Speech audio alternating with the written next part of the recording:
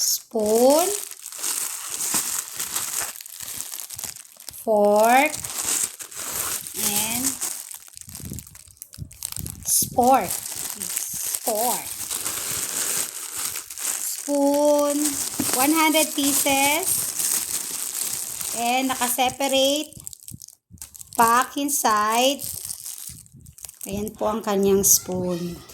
Super ganda. Super ganda ang spoon. So cute. And separate pack. So, talagang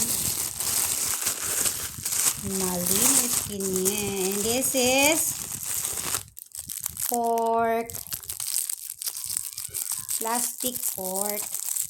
Pero maganda yung ano niya. Ang cute.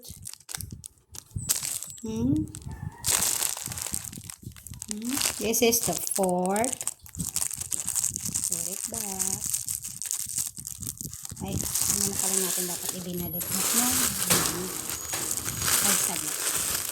And that is fork. Fork means spoon and fork. No, pinagsama. So, okay lang. Kahit isa lang ang hawak mo. No? Sarap pala, hindi puti. This is the spork. Spoon and fork. Fork. And where our spoon? Sana ron.